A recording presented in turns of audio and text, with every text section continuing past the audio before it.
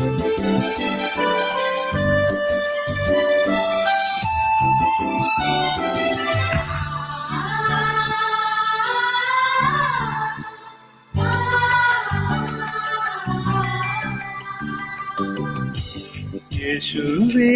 നീ എനിക്കായി ഇത്രയേറെ സ്നേഹമേകാൻ അടിയനിൽ യോഗ്യതയായി എന്തു കണ്ടു നീ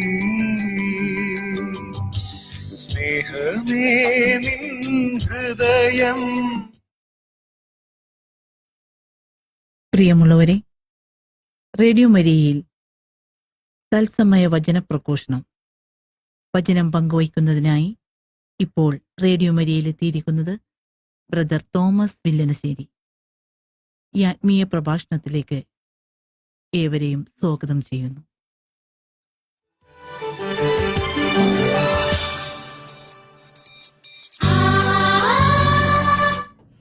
പിതാവിന്റെയും പുത്രന്റെയും പരിശുദ്ധാത്മാവിന്റെയും നാമത്തിൽ.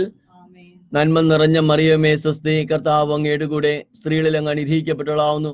അങ്ങയുടെ ഉദരത്തിൽ ഫലമായി ഈശോ അനുഗ്രഹിക്കപ്പെട്ടവനാവുന്നു. പരിശുദ്ധ മറിയമേ തമ്പുരാന്റെ അമ്മേ, പാപികളായി ഞങ്ങൾക്ക് വേണ്ടി ഇപ്പോഴും ഞങ്ങളുടെ മരണസമയത്തും തമ്പുരാനോട് അപേക്ഷിച്ചുകൊള്ളണമേ. ആമേൻ. പ്രിയ റേഡിയോ മരിയ ശ്രോതാക്കളെ, നമ്മുടെ കർത്താവായ യേശു ക്രിസ്തുവിന്റെ കൃപയും സമാധാനവും നമ്മോടുകൂടെ എപ്പോഴും ഉണ്ടായിരിക്കട്ടെ. ആമേൻ. ഇന്നത്തെ ദിവസം പരിശുദ്ധ ബലിയിൽ നമ്മൾ വായിച്ചു കേട്ട ലേഖനത്തിന്റെ ഒരു ഭാഗത്തോടുകൂടി നമുക്ക് തുടങ്ങാം. പൗലോസ് അപ്പോസ്തലൻ റോമാക്കാർക്ക് എഴുതിയ ലേഖനത്തില് 1-ാം അധ്യായത്തില് ഇപ്രകാരം നമ്മൾ വായിച്ചു കേട്ടു. യേശുക്രിസ്തുവിന്റെ ദാസനും അപ്പോസ്തലനായിരിക്കാൻ വിളിക്കപ്പെട്ടവനും ദൈവത്തിന്റെ സുവിശേഷത്തിനായി പ്രത്യേകം നിയോഗിക്കപ്പെട്ടവനുമായ പൗലോസ് എഴുതുന്നത്. ഈ സുവിശേഷം വിശുദ്ധ ലിഖിതങ്ങളിൽ പ്രവാചകന്മാർ മുഖേന ദൈവം മുൻകൂട്ടി വാഗ്ദാനം ചെയ്തിട്ടുള്ളതാണ്. ഇത് അവിടുത്തെ പുത്രനും നമ്മുടെ കർത്താവുമായ യേശു ക്രിസ്തുവിനെ സംബന്ധിച്ചുള്ളതാണ്. അവൻ ജഡപ്രകാരം ദാവീദിന്റെ സന്തതിയിൽ നിന്നും ജനിച്ചവനും മരിച്ചവരിൽ നിന്നുള്ള ഉദ്ധാനം വഴി വിശുദ്ധിയുടെ ആത്മാവിന് ചേർന്ന വിധം ശക്തിയിൽ ദൈവപുത്രനായി നിശ്ചയിക്കപ്പെട്ടവനുമാണ്. അവന്റെ നാമത്തെ പ്രതി വിശ്വാസത്തിന്റെ വിധേയത്വം സകല ജനതകളിലിടയിലും ഉളവാകേണ്ടതിന് ഞങ്ങൾക്ക് കൃപയും അപ്പോസ്തല സ്ഥാനവും പ്രാപിച്ചിരിക്കുന്നു. യേശുക്രിസ്തുവിന്റെ സ്വന്തമാകാൻ വിളിക്കപ്പെട്ടിരിക്കുന്ന നിങ്ങളും അവരിൽ ഉൾപ്പെടുന്നു. ദൈവത്തിന്റെ സ്നേഹഭാചനങ്ങളും വിശുദ്ധരാകാൻ വിളിക്കപ്പെട്ടവരുമായ റോമയിലുള്ള നിങ്ങൾക്ക് എല്ലാവർക്കും നമ്മുടെ പിതാവായ ദൈവത്തിൽ നിന്നും കർത്താവായ യേശുക്രിസ്തുവിൽ നിന്നും കൃപയും സമാധാനവും. സഹോദരങ്ങളെ, തുടക്കത്തിൽ എത്രയും ഭംഗിയായിട്ട് പൗലോസ് അപ്പോസ്തലൻ റോമായിലുള്ളവരെ അഭിസംബോധന ചെയ്യുക. 2000 വർഷങ്ങൾക്ക് ശേഷം ഇന്നിത് വായിക്കുമ്പോൾ യേശുക്രിസ്തുവിന്റെ നാമത്തിൽ സ്നാനം സ്വീകരിച്ചിട്ടുള്ള നമ്മൾ ഓരോരുത്തരെയും കൈചൂണ്ടി പറയുന്ന കുറെ കാര്യങ്ങൾ കൂടി ഇതിന്റെ കീഴോട്ട് എഴുതി വെച്ചിട്ടുണ്ട്. റോമായിലുള്ള വിശുദ്ധ ജനത്തിന് വേണ്ടി എഴുതുന്ന ആ ലേഖനത്തില് പൗലോസ് അപ്പോസ്തലൻ അവരോട് ഒരു മയവും കാണിക്കുന്നില്ല. അത് റോമാക്കാർക്ക് ലേഖനത്തില് അത് മുഴുവൻ വായിക്കുമ്പോഴും നമുക്കത് മനസ്സിലാക്കാൻ കഴിയും. പാപത്തിനെ കുറിച്ചുള്ള എന്തോ ചൂണ്ടിക്കാണിക്കാൻ വേണ്ടി, പാപജീവിതത്തെ പറ്റി മുന്നറിയിപ്പ് കൊടുക്കാൻ വേണ്ടി പൗലോസ് അപ്പോസ്തലൻ റോമാക്കാർക്ക് എഴുതിയ ലേഖനമാണ് അവിടെ നമുക്ക് കാണുന്നത്, മനസ്സിലാക്കാൻ കഴിയുന്നത്. എന്നാൽ ഇത് ഇന്നത്തെ കാലഘട്ടത്തിൽ ഏറെ പ്രസക്തി ഉണ്ടെന്ന് മനസ്സിലാക്കാൻ വേണ്ടിയാണ് ഇന്ന് നിങ്ങളുമായിട്ട് ഇത് പങ്കുവെക്കാൻ ഞാൻ ആഗ്രഹിക്കുന്നത്. തുടക്കത്തിൽ ഇവിടെ പൗലോസ് അപ്പോസ്തലൻ എഴുതുന്ന ഒരു ഭാഗം ഈ 1-ാം അധ്യായത്തിൽ തന്നെ 18-ാം തിരുവചനത്തില് ഇങ്ങനെ തുടങ്ങുന്നുണ്ട്. മനുഷ്യരുടെ സകല ദുഷ്ടതകൾക്കും അനീതിക്കുമെതിരായി ദൈവത്തിന്റെ ക്രോധം ആകാശത്ത് നിന്നും പ്രത്യക്ഷപ്പെട്ടിരിക്കുന്നു. അവർ തങ്ങളുടെ അനീതിയിൽ സത്യത്തെ തളച്ചിടുന്നു.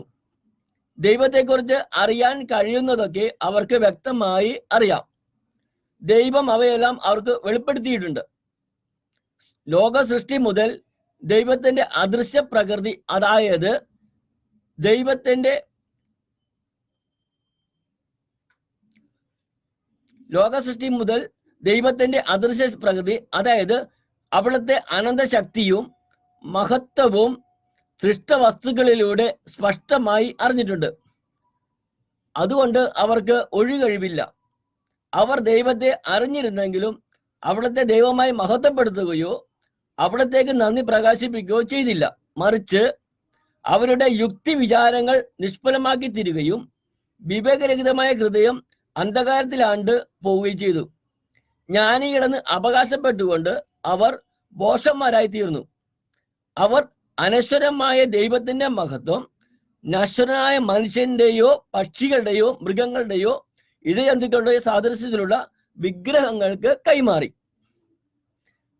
അതുകൊണ്ട് ദൈവം അവരെ തങ്ങളുടെ ഭോഗാസക്തിയോടുകൂടി ശരീരങ്ങൾ പരസ്പരം അപമാനിതമാക്കുന്നതിന് അശുദ്ധിക്ക് വിട്ടുകൊടുത്തു. എന്തെന്നാൽ അവർ ദൈവത്തിന്റെ സത്യം ഉപേക്ഷിച്ച് വേദം സ്വീകരിച്ച് അവർ സൃഷ്ടാവിലുപരി സൃഷ്ടിയെ ആരാധിക്കുകയും സേവിക്കുകയും ചെയ്തു. അവിടുന്ന് എന്നേക്കും വാഴ്ത്തപ്പെട്ടവനാണ്. ആമേൻ. പ്രിയ സഹോദരങ്ങളെ, ഈ ലേഖനത്തിന് ഈ ഭാഗം വായിക്കുമ്പോൾ എന്തുകൊണ്ടാണ് നമ്മളുടെ കുടുംബങ്ങളിൽ തകർച്ച കടന്നു വരാൻ കാരണം? ഇന്ന് 99% അറിവില്ലാത്തവരായിട്ട് അറിവില്ല ദൈവത്തെക്കുറിച്ച്. എന്നാൽ അറിഞ്ഞുകൊണ്ട് തന്നെ ദൈവത്തിന്റെ നീതിയെ പരിത്യജിച്ച് ലോകത്തിൽ ആകൃഷ്ടരായി പാപം ചെയ്ത് പാപത്തിന്റെ അടിമയെ ജീവിക്കുന്നു.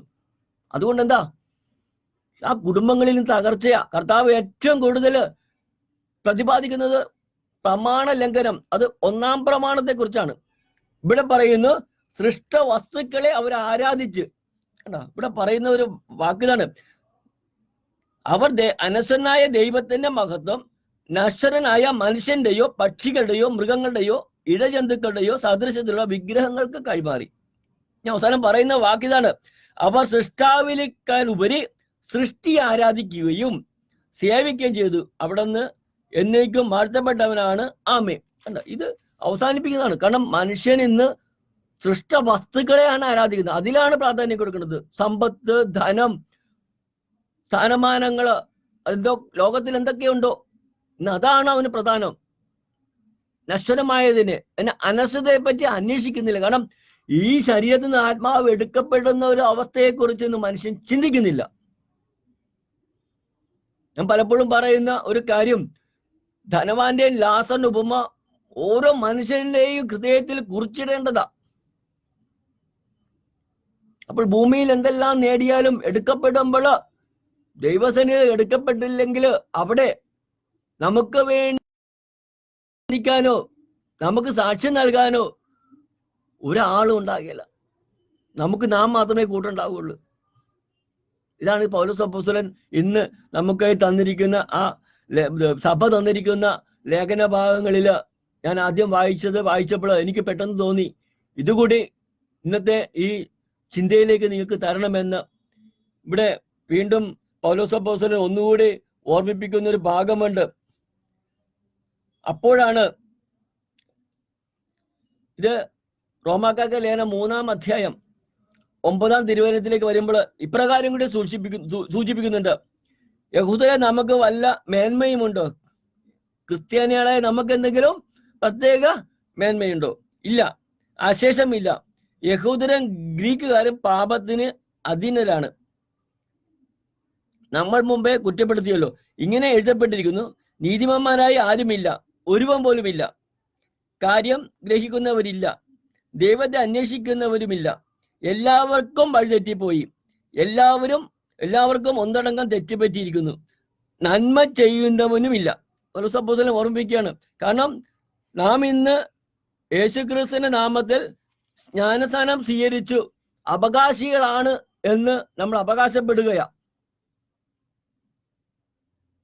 യേശുവിന്റെ കാലഘട്ടത്തില് യഹൂദര് യേശുവിനോട് പറയുന്ന ഒരു വാക്കുണ്ട്, ഞങ്ങൾ അബ്രഹാത്തിന്റെ സന്തതികളാണെന്ന്. ഞങ്ങൾ അബ്രഹാത്തിന്റെ സന്തതികളാണ് അവർ അഭിമാനിക്കുക.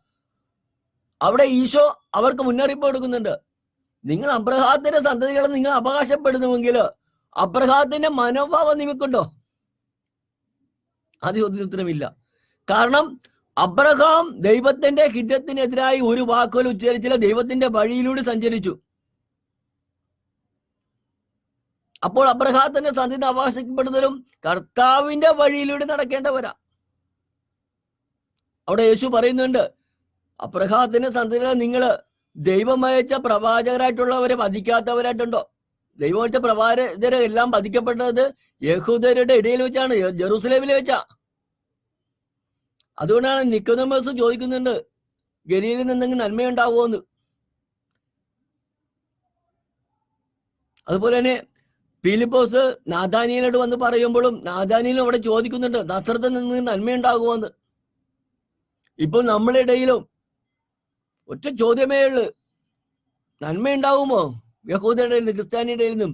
ഇന്ന് നമ്മെക്കുറിച്ച് ലോകം പറയുന്ന ആ കാഴ്ചപ്പാട്, ക്രിസ്തുവിന്റെ അനുയായികൾ നിന്ന് ക്രിസ്ത്യാനി വിളിക്കപ്പെടുന്ന നമ്മൾ ഓരോരുത്തരെയും പറ്റിയും ലോകം എങ്ങനെ വിഭജിക്കുന്നു. പൗലോസ് അതുകൊണ്ടാണ് ഈ ലേഖനം 2000 വർഷങ്ങൾക്ക് എഴുതി വെച്ചെങ്കിൽ ഇന്നും ഏറെ പ്രസക്തിയോടുകൂടി നമ്മൾ മുമ്പിൽ തെളിഞ്ഞു നിൽക്കുകയാണ്. ഇവിടെ യഹൂദ ജനം റോമായിലെ വിശുദ്ധ ജനത്തിന് എഴുതുന്ന ആ ലേഖന വായനത്തിൽ പറയുന്നുണ്ട്, അവരുടെ തൊണ്ട തുറന്ന ശവക്കുഴിയാണ്, അവർ തങ്ങളുടെ നാവ് വഞ്ചനയ്ക്ക് ഉപയോഗിക്കുന്നു, അവരുടെ അധരങ്ങളുടെ ചുവട്ടിൽ സർപ്പവിഷമുണ്ട്, അവരുടെ വായ ശാപവും കയ്പും കൊണ്ട് നിറഞ്ഞിരിക്കുന്നു, അവരുടെ പാദങ്ങൾ രക്തം ചൊരിയാൻ വെമ്പുന്നു, അവരുടെ പാതകളിൽ നാശവും ക്ലേശവും പതിയിരിക്കുന്നു, സമാധാനത്തിന്റെ മാർഗം അവർക്ക് അറിഞ്ഞുകൂടാ, അവർക്ക് ദൈവഭയമില്ല, ദൈവത്തിന്റെ അനുശാസനങ്ങളെല്ലാം നിയമത്തിന് കീഴിലാണ് പറയപ്പെടുന്നതെന്നും നമുക്കറിയാം. എല്ലാ അധരങ്ങളിലും നിശബ്ദമാക്കുന്നതിനും ലോകം മുഴുവൻ ദൈവത്തിന്റെ മുമ്പിൽ കണക്ക് ബോധിപ്പിക്കുന്നതിനും വേണ്ടിയാണ് ഇത്.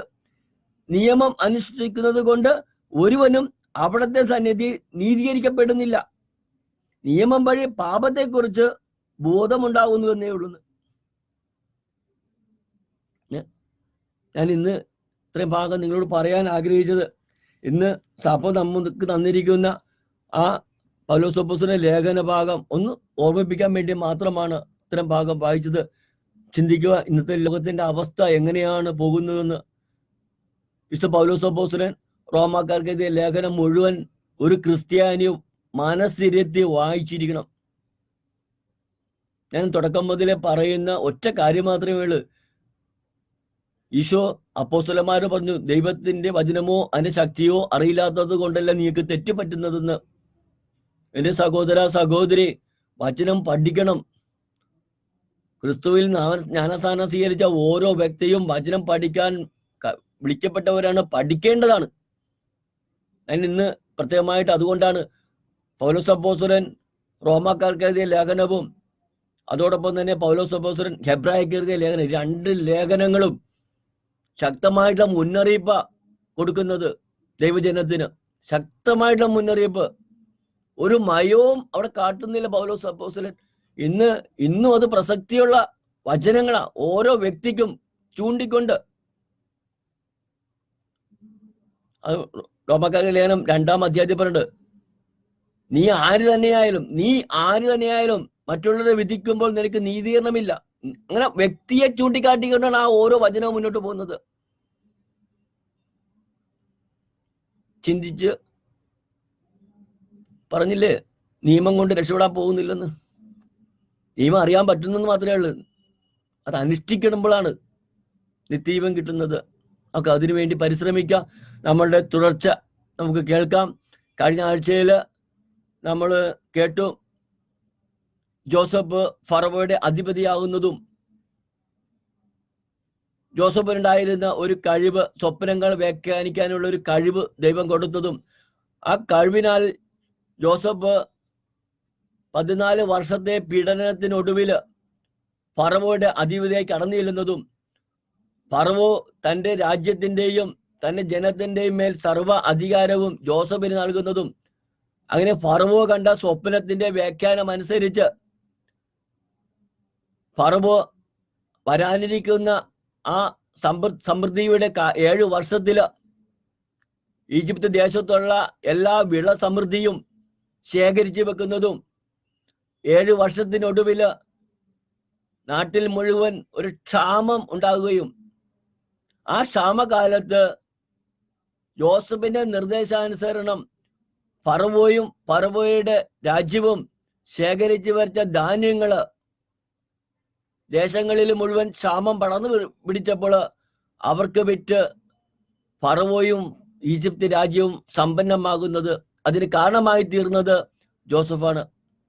ജോസഫ് ഫറവോ കണ്ട സ്വപ്നത്തിന്റെ വ്യാഖ്യാനം അത് ഫറവോ നിറവേറ്റിയപ്പോൾ ഈജിപ്തിന്റെ സാമ്രാജ്യം ആ ദേശത്തു നിന്നും എല്ലാ നാനാദിക്കിൽ നിന്നും ക്ഷാമം ഉണ്ടായപ്പോൾ അവർക്ക് വേണ്ടി ധാന്യം ശേഖരിച്ചു വെച്ചതുകൊണ്ട് ഫറവോയുടെ രാജ്യവും സമ്പന്നമായി തീർന്നു. നമ്മൾ അതിനെ തുടർന്ന് വായിക്കുന്നുണ്ട്. നമ്മളുടെ പൂർവ്വപിതാക്കന്മാരെ യാക്കോബും മക്കളും കാനാൻ ദേശത്ത് ആയിരിക്കുമ്പോൾ ഈ ക്ഷാമത്തിന്റെ കെടുതി അവരെയും ബാധിച്ചു. അങ്ങനെ യാക്കോബ് പറഞ്ഞതനുസരിച്ച് യാക്കോബിന്റെ 10 മക്കളും കൂടി ഫറവോയുടെ കൊട്ടാരത്തിൽ വരുന്നതും ഫറവോയുടെ കൊട്ടാരത്തിൽ വരുമ്പോൾ ജോസഫ് അവരെ തിരിച്ചറിയുന്നു, തന്റെ സഹോദരന്മാരെ.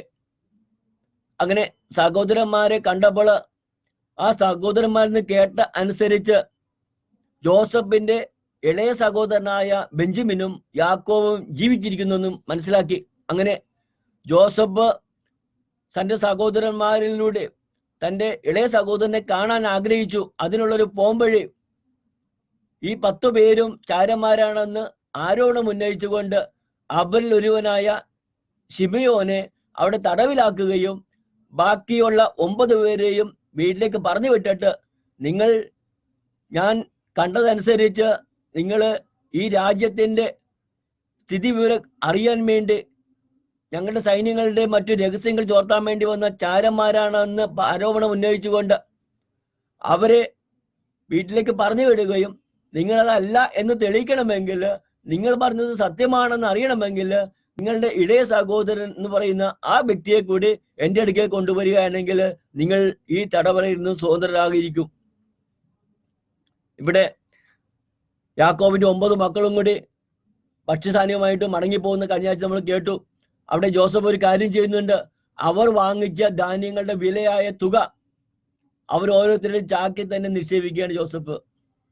അവർ വീട്ടിൽ ചെന്ന് തുറന്നു നോക്കുമ്പോൾ തങ്ങൾ വിലയായി കൊടുത്ത തുകയെല്ലാം അവരുടെ ചാക്കുകളിൽ സുരക്ഷിതമായിരിക്കുന്നത് അവർ അത്ഭുതപ്പെട്ടു.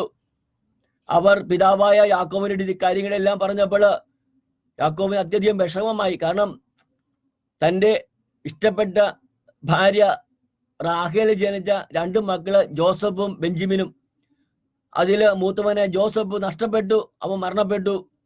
ഇപ്പോഴിതാ രാജ്യത്തിന്റെ അധികാരി തന്റെ മക്കൾ ചാരന്മാരാണെന്ന് വിധിക്കുകയും അതല്ലെന്ന് തെളിയിക്കണമെങ്കിൽ തനിക്ക് അവശേഷിക്കുന്ന ഏക ആശ്രമമായ ഇളയ മകൻ കൂടി നഷ്ടപ്പെടുമോ എന്ന് വിഷമിക്കുമ്പോൾ ഇവിടെ യൂദാ പറയുന്നുണ്ട് അങ്ങയുടെ മകനെ ഞാൻ തിരിച്ചേൽപ്പിക്കും, ഞാൻ കൊണ്ടുപോയി അവനെ തിരിച്ചേൽപ്പിക്കാം, അല്ലെങ്കിൽ അവൻ നഷ്ടപ്പെട്ടാൽ ജീവിതാന്ത്യം വരെ ഞാൻ അതേപ്രതി കുറ്റക്കാരനായി തീരും, ശപിക്കപ്പെട്ടവനായി തീരുമെന്ന്. മനസ്സോടെ. കാരണം നാട്ടിൽ ക്ഷാമം വീണ്ടും വർദ്ധിച്ചുകൊണ്ടിരിക്കുന്നു. ഭക്ഷ്യധാന്യം ഇല്ലാതെ ജീവൻ നിലനിർത്താൻ പറ്റില്ല എന്ന് കണ്ടപ്പോൾ വളരെ വൈകിയാണെങ്കിലും യാക്കോബ് ബെഞ്ചമിനെയും കൂടെ അടക്കാൻ നിർബന്ധിതരാകുന്നു. അങ്ങനെ യാക്കോബിന്റെ 9 മക്കളും അതോടൊപ്പം ബെഞ്ചമിനെയും കൂട്ടിയുണ്ട്. കാരണം യാക്കോബിന്റെ ഇളയപുത്രനായ ബെഞ്ചമിനെയും കൂട്ടിക്കൊണ്ട് അവർ ഈജിപ്തിലേക്ക് പോകുന്നു. അവിടെ അവർ ഫറവോയുടെ അധിപതിയായ ജോസഫിന്റെ മുമ്പിൽ നിൽക്കുമ്പോൾ അവിടെ കാണുന്ന ഒരു ഭാഗം, ബെഞ്ചമിനെ കണ്ടപ്പോൾ ജോസഫിന് സന്തോഷം അടക്കാൻ പറ്റുന്നില്ല. അവൻ അകത്തെ മുറിയിൽ പോയി ഉറക്കെ കരയുക. കാരണം തന്റെ സഹോദരൻ ജീവിച്ചിരിക്കുന്നു എന്നറിഞ്ഞപ്പോഴുള്ള സന്തോഷം. അതാണ് സഹോദര സ്നേഹം. ഞാനിവിടെ നിങ്ങളുമായിട്ട് പങ്കുവെക്കുമ്പോൾ ഏറ്റവും അവസാനം ഒരു വചനം ഇവിടെ എഴുതി വെച്ചിട്ടുണ്ട്. ഈ ജോസഫ് തന്നെ വെളിപ്പെടുത്തുന്ന ഒരു ഭാഗമുണ്ട്. ഈ 45-ാം അധ്യായത്തിൽ, ഉൽപ്പത്തി പുസ്തകം 45-ാം അധ്യായത്തിൽ വരുമ്പോൾ അത് മുമ്പേ പറയണമെന്ന് എനിക്ക് തോന്നി. കാരണം ജോസഫ് ഏറ്റവും ഒടുവിൽ ഇതിനിടയ്ക്ക് ഒത്തിരി സംഭവങ്ങൾ നടക്കുന്നുണ്ട് ഫറവോയുടെ കൊട്ടാരത്തില്. അവസാനം ഈ ബെഞ്ചമിനെ കണ്ട് അവരുടെ മുമ്പിൽ തന്നെ വെളിപ്പെടുത്തണമെന്നുള്ള അതിയായ ആഗ്രഹം അടക്കി വെക്കാൻ കഴിയാതായപ്പോൾ ജോസഫ് അവിടെ പറയുന്നൊരു വാക്കുണ്ട്. എന്റെ സഹോദര സഹോദരി ഇത് മനസ്സിൽ കുറിച്ചിടുന്നത് നന്ന. അവിടെ 45 അധ്യായത്തില് 4 തിരുവചനത്തില് ജോസഫ് ഇപ്രകാരം പറയുന്നുണ്ട്. അവിടെ ജോസഫ് പറയാണ്, അവൻ അവരോട് എന്റെ അടുത്തേക്ക് വരിക എന്ന് പറഞ്ഞു. അവർ അടുത്ത് വരുന്നപ്പോൾ അവൻ പറഞ്ഞു, വിറ്റ നിങ്ങളുടെ സഹോദരൻ ജോസഫാണ് ഞാൻ. എന്നെ ഇവിടെ വിറ്റത് ഓർത്ത് നിങ്ങൾ വിഷമിക്കുകയോ വിഷാദിക്കുകയോ വേണ്ട. കാരണം ജീവൻ നിലനിർത്താൻ വേണ്ടി ദൈവമാണ് എന്നെ നിങ്ങൾക്ക് മുമ്പേ ഇങ്ങോട്ട് അയച്ചത്. നാട്ടിലാകെ ക്ഷാമം തുടങ്ങിയിട്ട് 2 കൊല്ലമായി. ഉഴവും കൊയ്ത്തുമില്ലാത്ത 5 വർഷം ഇനിയുമുണ്ട്. നിങ്ങൾക്ക് ഭൂമിയിൽ സന്തതികളെ നിലനിർത്താനും വിസ്മയകരമായ രീതിയിൽ രക്ഷ നൽകാനും വേണ്ടി ദൈവം എന്നെ നിങ്ങൾക്ക് മുമ്പ് ഇങ്ങോട്ട് അയച്ചതാണ്. അതുകൊണ്ട് നിങ്ങളല്ല, ദൈവമാണ് എന്നെ ഇങ്ങോട്ട് അയച്ചത്. അവിടുന്ന് എന്നെ ഫറവോയ്ക്ക് പിതാവും അവന്റെ വീടിന് നാഥനും ഈജിപ്ത് ദേശത്തിന് അധിപതിയുമാക്കിയിരിക്കുന്നു. നിങ്ങൾ തിടുക്കത്തിൽ പിതാവിനെ അടുത്ത് ചെന്ന് അവനോട് പറയുക, ദൈവം എന്നെ ഈജിപ്തിന് മുഴുവൻ നാഥനാക്കിയിരിക്കുന്നു. എന്റെ അടുത്ത് വരണം, ഒട്ടും താമസിക്കരുത്. സഹോദരങ്ങളെ, ഇവിടെ ആ ജോസഫ് പറയുന്ന വാക്ക് ഇത് നമ്മൾ ഓരോരുത്തരും വീണ്ടും വീണ്ടും വായിക്കേണ്ടതാ. കാരണം ജോസഫിനെ ഞാൻ ആദ്യം കഴിഞ്ഞ 2 ക്ലാസ് നോക്കുമ്പോൾ പറഞ്ഞു, യാക്കോബ് ഹെബ്രോണിൽ വെച്ച് യാത്രയാക്കുന്ന ഒരു സംഭവമുണ്ട്. എന്തിനു വേണ്ടിയാ? സഹോദരന്മാർക്ക് ഭക്ഷണം കൊടുക്കുവാനും അവർ പുറപ്പെട്ടു പോയ ദിവസങ്ങൾ കഴിഞ്ഞതുകൊണ്ട് അവിടെ സുഖവിശേഷങ്ങൾ അന്വേഷിക്കാനുമായി ജോസഫിനെ പറഞ്ഞു വിടുന്ന ഒരു ഭാഗമുണ്ട്. അപ്പോൾ യാക്കോബ് അറിയുന്നില്ല ഇതൊരു യാത്രയയപ്പാണെന്ന്. അവിടെ നിന്ന് തുടങ്ങുന്ന ജോസഫിന്റെ യാത്ര അവസാനിക്കുന്നത് ഇവിടെ 14 വർഷങ്ങൾക്ക് ശേഷം യാക്കോബിനെ അസൂയയോടെ കണ്ട സഹോദരന്മാര് ഫറവോയുടെ അധിപതിയായിരിക്കുന്ന ജോസഫിന്റെ മുമ്പിൽ താണു വിടുങ്ങുന്നതും യജമാനനെ എന്ന് വിളിച്ചുകൊണ്ട് അവനെ വണങ്ങുന്നതൊക്കെ ഇതിനിടക്ക് നമ്മൾ കണ്ടു. എന്നാല് ജോസഫ് തന്റെ സഹോദരനെ കണ്ടുമുട്ടി. ആ കണ്ടുമുട്ടിയുടെ സന്തോഷം അടക്കാൻ പറ്റാതെ വന്നപ്പോൾ സന്തോഷ ആധിക്യത്തില് ജോസഫ് പറയുന്ന വാക്കാണ് നമ്മളിപ്പോൾ കേട്ടത്. ഇത് ദൈവിക പദ്ധതിയാണ്. നമ്മൾ കഴിഞ്ഞ ആഴ്ച കേട്ടു, ഫറവോ തന്റെ സ്വപ്നം വ്യാഖ്യാനിക്കാൻ വേണ്ടി ആ ദേശത്തുള്ള മന്ത്രവാദികൾക്കോ ജ്ഞാനികൾക്കോ കഴിയാതെ വന്നപ്പോൾ ഫറവോയുടെ പാനപാത്രബാഹകനായ മനുഷ്യൻ തനിക്ക് മുമ്പുണ്ടായ അനുഭവം ഫറവോയുടെ മുമ്പിൽ വെളിപ്പെടുത്തിക്കൊണ്ട് സ്വപ്നങ്ങൾ വ്യാഖ്യാനിക്കാൻ കഴിയുന്ന ഒരു ഹെബ്രായൻ അങ്ങയുടെ തടവറയിലുണ്ട്, അവനെ വിളിപ്പിക്കുക, അവൻ അങ്ങയുടെ സ്വപ്നത്തിന് വ്യാഖ്യാനം നൽകുമെന്ന് പറയുമ്പോൾ ജോസഫ് ഫറവോയുടെ മുമ്പിൽ വരുമ്പോൾ ജോസഫ് പറയുന്ന വാക്ക്, വ്യാഖ്യാനം നൽകാൻ എനിക്ക് കഴിയില്ല, എന്നാൽ ദൈവത്തിന് അത് സാധ്യമാകുമെന്ന്. ഫറവോയുടെ മുമ്പിൽ ഫറവോ കണ്ട സ്വപ്നം വ്യാഖ്യാനിക്കാൻ കഴിയുമെന്ന് ജോസഫിന് അറിയാം.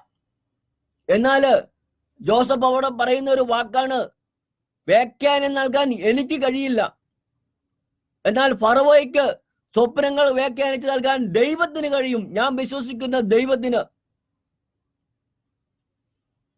ദാനിയേൽ പ്രവാചകൻ സിംഹക്കുഴിയിൽ കിടക്കുമ്പോൾ ദാരീസ് രാജാവ് പറയുന്നത്, ദൈവത്തിന്റെ ദാസനായ ദാനിയേലേ, നീ നിരന്തരം സേവിക്കുന്ന ദൈവം സിംഹങ്ങളുടെ വായിൽ നിന്ന് രക്ഷിക്കുമോ?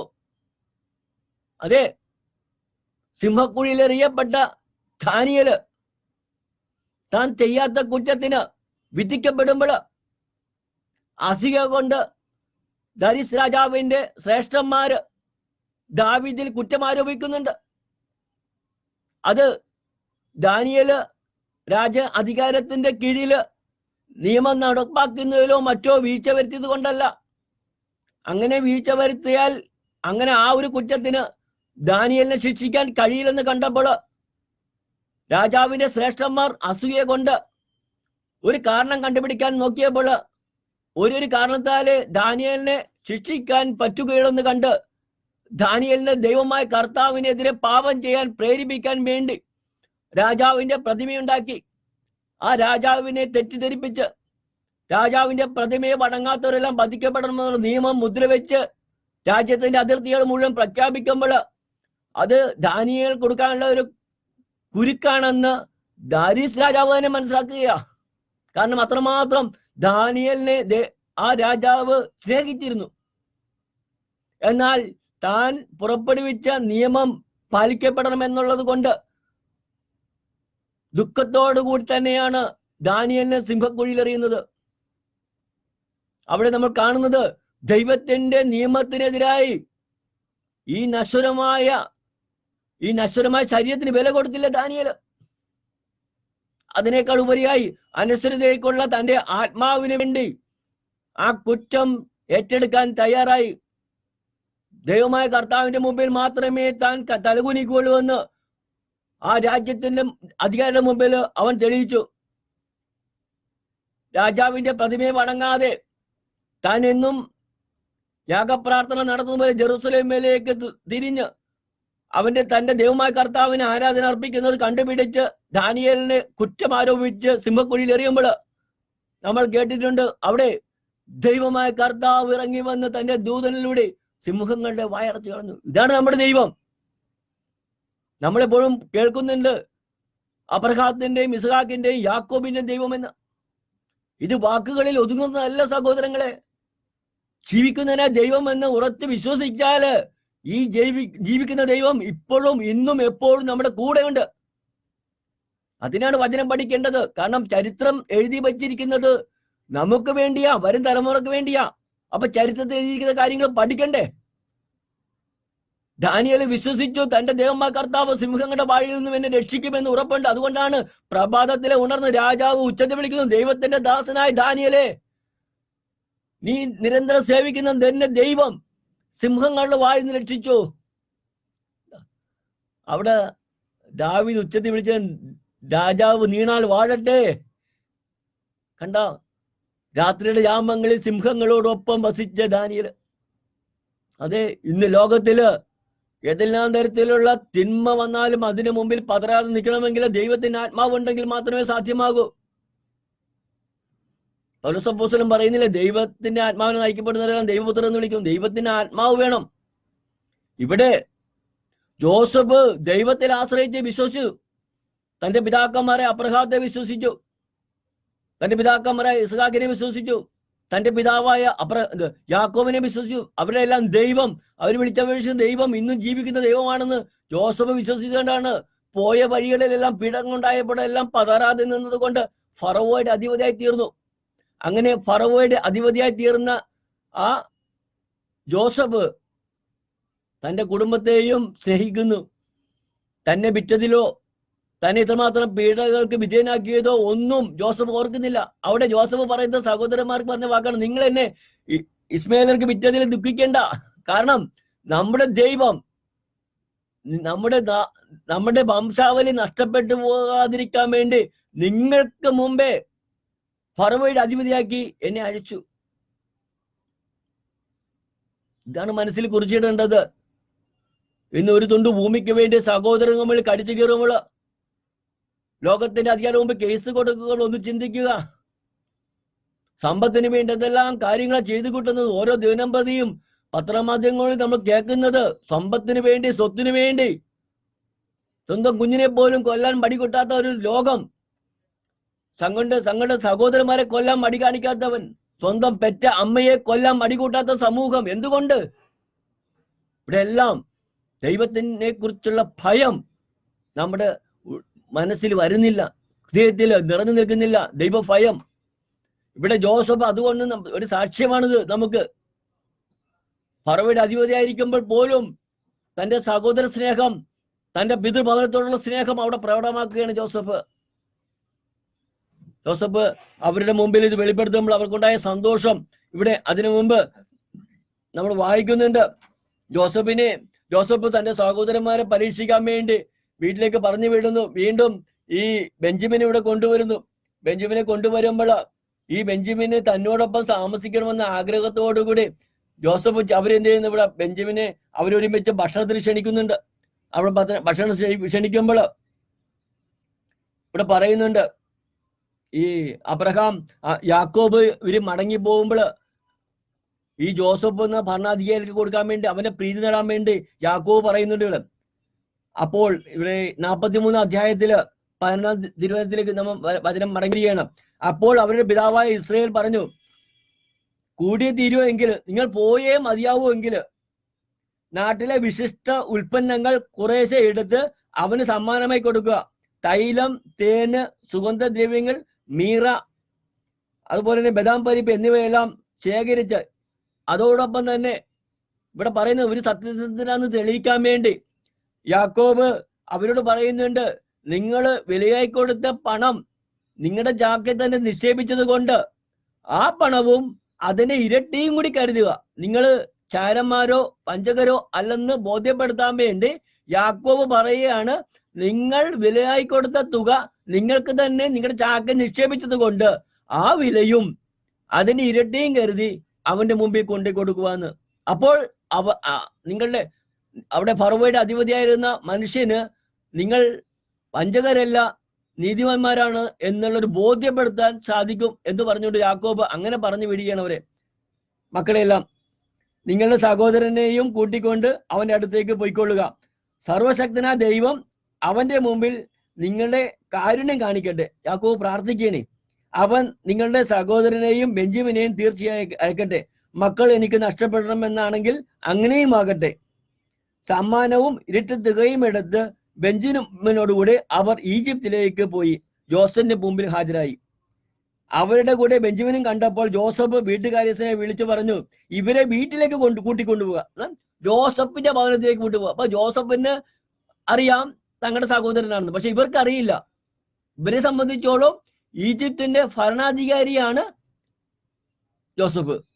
അപ്പൊ ആ ഭരണാധികാരിയുടെ മുമ്പില് ഏത് നിമിഷവും ഒരു ഭയത്തോട് നിൽക്കണം, കുറ്റക്കാരായിട്ട് നിൽക്കേണ്ടവരാണത്.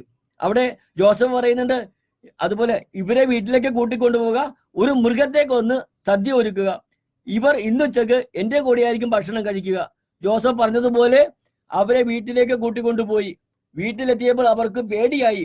അവർ പറഞ്ഞു, കഴിഞ്ഞ തവണ ചാക്കിൽ തിരികെ വച്ചിരിക്കുന്ന പണം കാരണമാണ് അവൻ നമ്മെ ഇവിടെ കൊണ്ടുവന്നിരിക്കുന്നത്. അവസരമുണ്ടാക്കി നമ്മെ കീഴ്പ്പെടുത്തി അടിമകളാക്കുകയും നമ്മുടെ കഴുതകളെ പിടിച്ചെടുക്കുകയാണ് അവന്റെ ഉദ്ദേശം. അതുകൊണ്ട് അവർ വീട്ടുവാതിക്കൽ വെച്ച ജോസഫിന്റെ കാര്യസ്ഥനെ സമീപിച്ച് സംസാരിച്ചു. അവർ പറഞ്ഞു, യജമാനനെ, മുമ്പൊരിക്കൽ ധാന്യം വാങ്ങുന്നതിന് ഞങ്ങൾ ഇവിടെ വന്നിരുന്നു. മടക്കയാത്രയിൽ വഴിയമ്പലത്തിൽ വെച്ച് ചാക്കഴിച്ചപ്പോൾ ഞങ്ങൾ ഓരോരുത്തരും കൊടുത്ത പണം ഞങ്ങളുടെ ചാക്കിൽ തന്നെ ഇരിക്കുന്നു. ഞങ്ങൾ അത് തിരികെ കൊണ്ടുവന്നിട്ടുണ്ട്. ധാന്യം വാങ്ങാൻ ഞങ്ങൾ വേറെ പണവും കൊണ്ടുവന്നിട്ടുണ്ട്. പണം ചാക്കിൽ തിരികെ വെച്ചത് ആരെന്ന് ഞങ്ങൾക്ക് അറിഞ്ഞുകൂടാ. അവൻ പറഞ്ഞു, ശാന്തരായിരിക്കുവിൻ, ഭയപ്പെടേണ്ട. നിങ്ങളുടെയും നിങ്ങളുടെ പിതാവിന്റെയും ദൈവമാണ് നിങ്ങളുടെ ചാക്കുകളിൽ നിധി നിക്ഷേപിച്ചിരിക്കുന്നത്. ഇവിടെ അതൊക്കെ വളരെ അർത്ഥവത്തുള്ള വാക്കാ. നിങ്ങളുടെ പണം ഞാൻ കൈപ്പറ്റിയതാണ്. ആ കാര്യസ്ഥൻ പറയാണ്, നിങ്ങൾ ധാന്യത്തിന് വിലയായി തന്ന തുക ഞാൻ കൈപ്പറ്റിയതാ. അപ്പൊ പിന്നെ നിങ്ങൾ വില തന്നില്ലെന്ന് പറയാൻ പറ്റുമോ? ഇല്ല. ഇനി ആ ചാക്കിൽ കണ്ട തുക നിങ്ങളുടെ പിതാക്കന്മാരുടെ ദൈവം നിങ്ങളുടെ ചാക്കിൽ നിക്ഷേപിച്ചായിരിക്കും. അതുകൊണ്ട് ഭയപ്പെടേണ്ടെന്ന് കേട്ടോ. അത് കഴിഞ്ഞിട്ട് ഇവിടെ പറയുന്നുണ്ട്,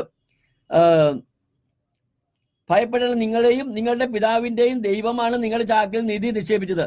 നിങ്ങളുടെ പണം ഞാൻ കൈപ്പറ്റിയതാണ്. അവൻ ശിമേനെ അവരുടെ അടുത്തേക്ക് കൊണ്ടുവന്നു. അനന്തരം അവരെ ജോസഫിന്റെ വീട്ടിനുള്ളിൽ കൊണ്ടുവന്ന് അവർക്ക് വെള്ളം കൊടുത്തു. അവർ കാൽ കഴുകി കഴുതകൾക്ക് തീറ്റി കൊടുത്തു. ഉച്ചയ്ക്ക് ജോസഫ് വരുന്നതിന് മുമ്പ് അവർ സമ്മാനം ഒരുക്കി വെച്ചു. കാരണം അവിടെയായിരിക്കും തങ്ങൾ ഭക്ഷണം കഴിക്കുകയെന്ന് അവർ അറിഞ്ഞിരുന്നു. ജോസഫ് വീട്ടിൽ വന്നപ്പോൾ അവർ തങ്ങളുടെ പക്കലുണ്ടായിരുന്ന സമ്മാനം അവന്റെ അടുത്ത് കൊണ്ടുചെന്നു. അവർ അവനെ താണു വീണു വണങ്ങി. എത്രാമത്തെ തവണയാണ് താണു വീണങ്ങുന്നത്? ജോസഫ് ആദ്യം കണ്ട സ്വപ്നം എന്താണ്? 12 കറ്റ, അതില് 11 കറ്റകളും ഒരു കറ്റയെ, ജോസഫിന്റെ കറ്റയെ വണങ്ങുന്നുവെന്ന്. ഇവിടെ ഇന്ന് 14 വർഷങ്ങൾക്ക് ശേഷം ഇവിടെ അത് സംഭവിച്ചിരിക്കുകയാണ്. ജോസഫ് വന്നപ്പോൾ യാക്കോബിന്റെ മക്കള് 11 പേരും ബെഞ്ചമിൻ ഉൾപ്പെടെ ജോസഫിന്റെ മുമ്പിൽ താണു വണങ്ങി. അവൻ അവരോട് കുശലം ചോദിച്ചു, നിങ്ങളുടെ പിതാവിന് സുഖം തന്നെയോ? നിങ്ങൾ പറഞ്ഞ ആ വൃദ്ധൻ ഇപ്പോഴും ജീവിച്ചിരിക്കുന്നു. അവർ പറഞ്ഞു, അങ്ങയുടെ ദാസനായ ഞങ്ങളുടെ പിതാവ് സസുഖം തന്നെ, അദ്ദേഹം ജീവനോടെ ഇരിക്കുന്നു. അവർ കുനിഞ്ഞ് അവനെ വണങ്ങി. അവർ തലയെത്തി നോക്കിയപ്പോൾ തന്റെ സഹോദരൻ ബെഞ്ചമിനെ കണ്ടു. ജോസഫ് ബെഞ്ചമിനെ കണ്ടു. തന്റെ അമ്മയുടെ മകൻ ജോസഫ് പറയുകയാണ്, അവൻ പറഞ്ഞു, ഇവനാണോ നിങ്ങൾ പറഞ്ഞ ഇടയ സഹോദരൻ? മകനെ, ദൈവം നിന്നോട് കരുണ കാണിക്കട്ടെ. തന്റെ സഹോദരനെ പ്രതി ഹൃദയം തേങ്ങിയപ്പോൾ ജോസഫ് കരയാൻ ഒരു ഇടം നോക്കി. കിടപ്പറയിൽ പ്രവേശിച്ച് അവൻ കരഞ്ഞു. അവൻ മുഖം കഴുകി പുറത്ത് വന്ന് തന്നെ നിയന്ത്രിച്ചുകൊണ്ട് പറഞ്ഞു, ഭക്ഷണം വിളമ്പുക. അവനും അവർക്കും അവന്റെ കൂടെയുള്ള ഈജിപ്തുകാർക്കും അവർ വേറെ വേറെ ആണ് വിളമ്പിയത്. കാരണം ഈജിപ്തുകാർ യഹൂദരുടെ കൂടെ ഭക്ഷണം കഴിക്കാറില്ല. അങ്ങനെ ഒരു ആചാരം അവിടെ നിലവിലുണ്ടായിരുന്നു. ഇസ്രായേൽക്കാരോടൊപ്പം യഹൂദര് ഭക്ഷണം കഴിക്കാറില്ല. അതുകൊണ്ട് ഈ ജോസഫിന്റെ കൊട്ടാരത്തിൽ വസിക്കുന്ന യഹൂദർക്കും പ്രമാണികൾക്കും വേറൊരിടത്ത് ഭക്ഷണം ഒരുക്കി. എന്നാൽ യഹൂദരുടെ നിയമം അനുസരിച്ച് യഹൂദരായിട്ടുള്ള ഈ ജോസഫും തന്റെ സഹോദരന്മാരും മറ്റൊരിടത്ത് ഒരുമിച്ച് ഭക്ഷണം കഴിക്കുകയാണ്. ഇവിടെ വേറൊരു സംഭവം പറയുന്നുണ്ട്. ഇന്ന് നമ്മുടെ കുടുംബങ്ങളില്ലാത്ത ഒരു സംഭവം. നമ്മുടെ കുടുംബങ്ങളിൽ ഇന്ന് പലപ്പോഴും ഒരു സത്രം പോലെയാ. പലപ്പോഴായിട്ട് വന്ന് ഭക്ഷണം കഴിച്ചു പോകുന്ന ഒരു രീതി. പണ്ട് കുടുംബത്തില് എല്ലാവരും കൂടി ഒരുമിച്ചിരുന്ന് ഭക്ഷണം കഴിക്കുന്ന ഒരു രീതി ഉണ്ടായിരുന്നു. ഒരു മേശയ്ക്ക് ചുറ്റും ഇരുന്ന് ഭക്ഷണം കഴിക്കുന്നു.